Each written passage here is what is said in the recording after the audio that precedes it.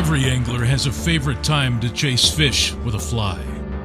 Whether it be during the blossoming spring, the green of summer, the colors of autumn, or during the cleansing white of winter. It merely offers a backdrop to a pursuit that has attached itself to the soul of a fly fisherman. Rod, reel, fly, and fish. Under that log, behind that rock, or deep in the dark blue could live a fish of a lifetime. Oh, he got it! He hit it! It's in that helpless hope that an angler will march from year to year in a lifetime, hoping the next cast connects dreams and a fish of legend. Welcome to Seasons on the Fly. Welcome to Seasons on the Fly. I'm Greg Heister. And ladies and gentlemen, we're here to tell you that the Seasons on the Fly Lodge family has grown. You've seen the episodes from the Queejack, those huge trout and silver salmon, and the lovable grayling. Well, now it's time to introduce you to Alaska's Bearclaw Lodge. We specialize in char and dollies, trout, grayling, silvers, sockeyes, even kings. It's time to show you more. This is Seasons on the Fly, and welcome to Alaska's Wood-Tikchik region.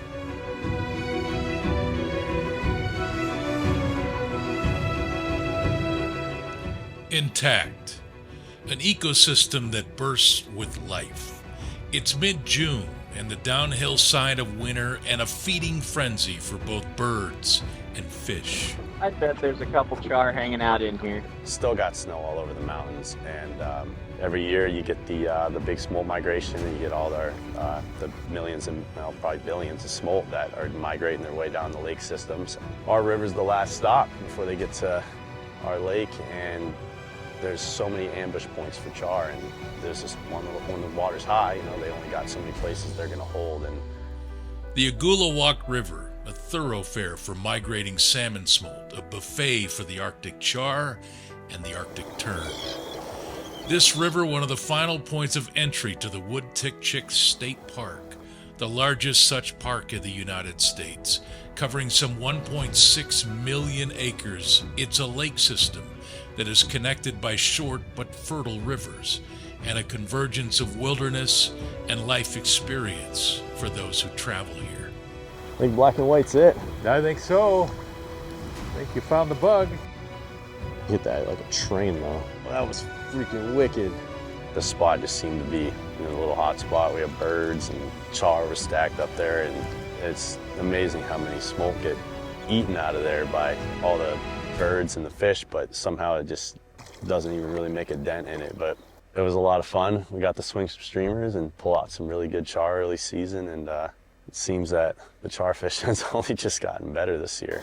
Woo, look at that fish. In a single summer, this river will have many millions of fish swim its currents and explore its bends, and will violate the bounty from a changing food source for the trout, grayling, and char that live here. It's one of the most fish-rich and diverse ecosystems left on planet Earth. The char, not quite a salmon, not quite a lake trout. It's a predator, and it will eat just about anything that lives here, from insects to fish to eggs. A char can be a ravenous taker of a fly. Oh, fish. There you go. Fish. Ooh, good fish. They must be stacked down there like cordwood. Ah, this is so much fun swinging them up like this.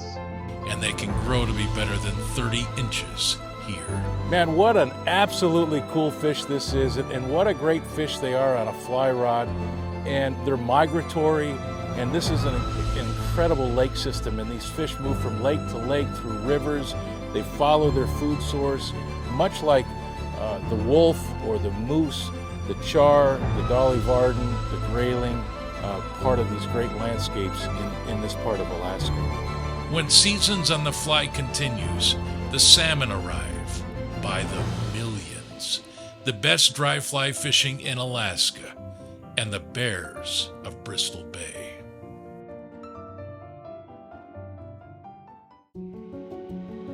Alaska's Bearclaw Lodge, remote, off the grid, and full service. Experienced guides, great food, and a view like few others. 40 miles from Dillingham, Alaska, your adventure begins here. It's now the final days of June, and the cavalry has arrived. Those are sockeye salmon, and those are the lifeblood of this wilderness. And if you think about it, we got to watch 5 million sockeye swim by. It's incredible. It's just amazing how many fish are actually out here. Like, it's mind-boggling. Running up to the Agulawak or down to the wood, and the banks of the lake are covered in sockeye. You'll hit them on the way over in your boat. And then you get to the river, and there's 15-foot wide lines of fish on both sides of the river, unbroken lines, running up for 3-4 weeks at a time. They are one of 5 Pacific salmon that will use the wood tick-chick as a place to rear and grow its young. And when they come home as adults, boy, did they come home. We got in about a week into sockeye season, and it was just like a light switch turned on, and they were here. And I mean, they were solid for about 2 to 3 weeks, and I mean, you couldn't miss. The angler comes here to fill the freezer, but those trout, grayling, and char are also anticipating their arrival, as these fish will drop eggs and feed everything else that lives in these rivers. It'll be a few weeks before they begin to feed the others. Until then, the trout and grayling and char will concentrate on insects. And boy, do they. And you talk about breaking a stereotype. You can catch trout in Alaska on dry flies. I was told when I got up here, don't even throw a dry fly because they won't eat it. It was all streamers and beads, but not here. I mean, there hasn't been a day where we couldn't catch a fish, 100 fish on dries. These fish are looking up constant. You can't catch trout in Alaska on dry flies, you say? Well, guess what? That myth has been busted here. There will be nothing hatching, pouring rain, 30-mile-an-hour winds, and they'll eat a mayfly off the surface of the water. You can give these fish a bug any time of day, any time of the season. You can catch 30 rainbows in a day on dry flies, and I don't know any places you can do that very often. You know, you got your 18s to 22-inch rainbows. For nearly 2 months, this river will release mayfly hatches, caddis, stoneflies, and every fish in this river will be looking up and eating. They'll even eat a mouse.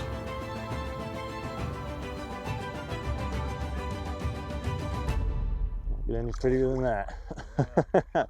There's the amount of fish that you catch and that are just rising.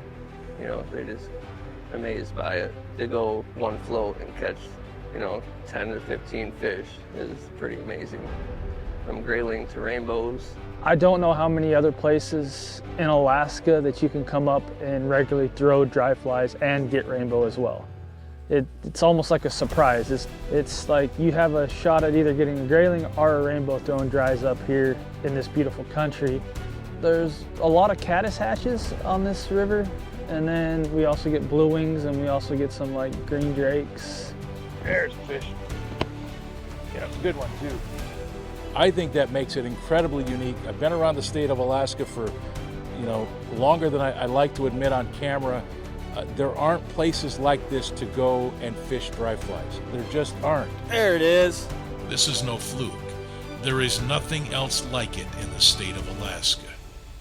When Seasons on the Fly continues, walk-in wades, the egg drop, and fish just keep getting bigger and bigger.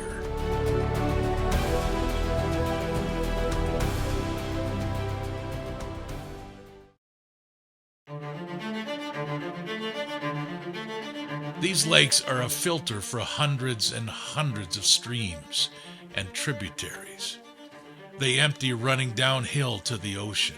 The little streams offer an angler an intimate opportunity to get in the water and get close to the fish by the hundreds.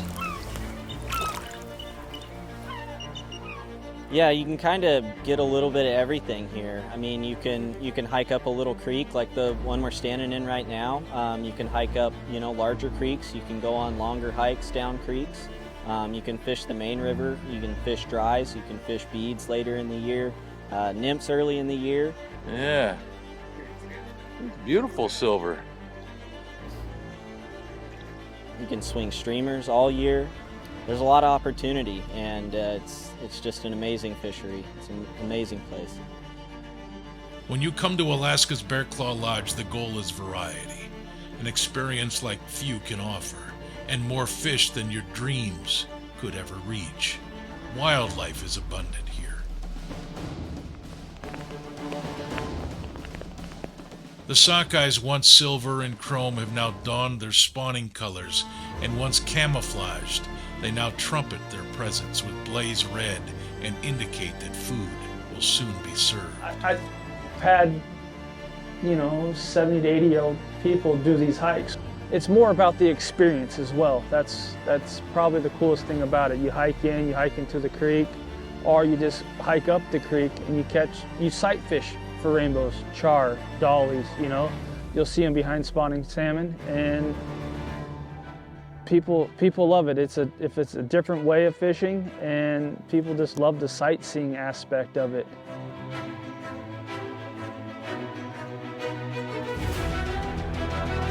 Oh, big fish! Big char. Big char! Oh, he's beautiful too. A lot is understatement. It's an amazing little creek. You can catch the char, the rainbows, just every hole you go to, there's just a pot of fish in there. Most places you wouldn't think there'd be that many fish in there. You go up to it and it's like, there ain't gonna be much in here. But then you see like how many sockeye are in there, and then all of the fish that are just sitting there. It's just amazing.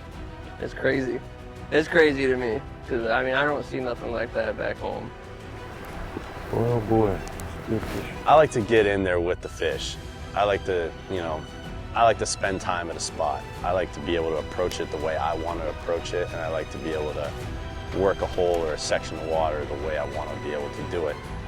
And I just love to move. I don't like sitting still too long, and if I can get out there and walk 7-8 miles in a day and go fish and get into some water that's, hardly pressured by anybody, and it just allows you to get into places that not a lot of people go, and you can really catch a lot of unpressured fish up in there, and that's just probably one of my favorite things right there.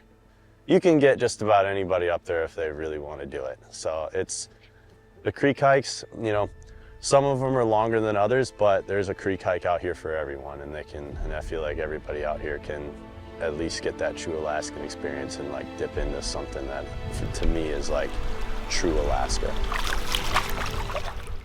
Trout, char, grayling, and dolly varden will migrate up these creeks to find this offering, and they become easy pickings for an angler. The only thing that rivals the sockeye run here is just how many char are in this system. If you want to come up and catch 100 char in an afternoon, this is the place to do it.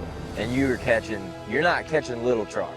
You're catching 20 to 30 inch char, and you're catching them by the dozen.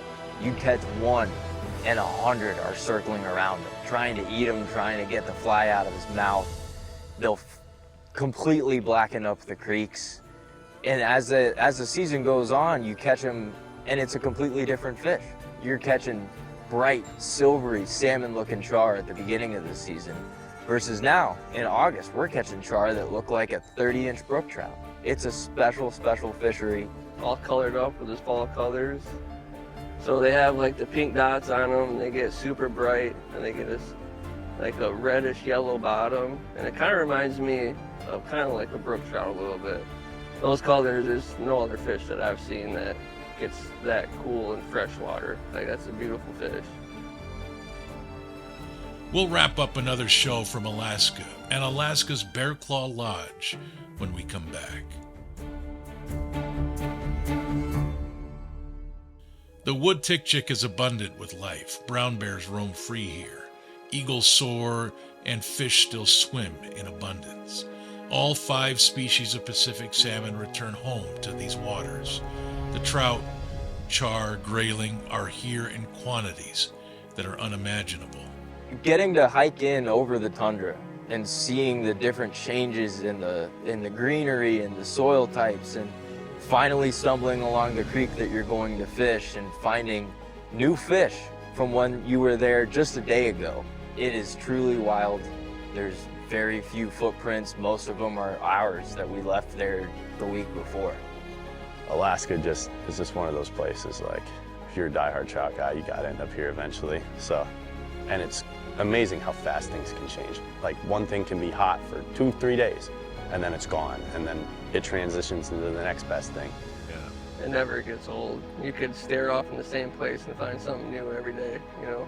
I tell people, when you sit on the deck at the lodge and look across at Mount Mabel, you can take the same picture from the exact same spot every single day and it'll be different, you know? It's just absolutely breathtaking views. When deciding your next fishing adventure, consider Alaska and Wood-Tikchik State Park. 1.6 million acres, mountains and lakes and rivers all touching the senses. You can truly get away from it all here. Salmon by the millions, rainbows looking up, and char stacked in like cordwood, literally. Throw in the wispy sail of a grayling, this Alaskan experience is just a phone call away. I'm Greg Heister, and I'll see you next time on Seasons on the Fly. Ladies and gentlemen, look around. How could you not want to be here? And how could you not want to enjoy this country? And when you throw fish into the recipe, and when you throw the numbers of fish that you're going to catch when you come to this lodge, it's really a no-brainer. Please come see us, and we will do our best, our absolute best, to give you an experience that you never, ever forget.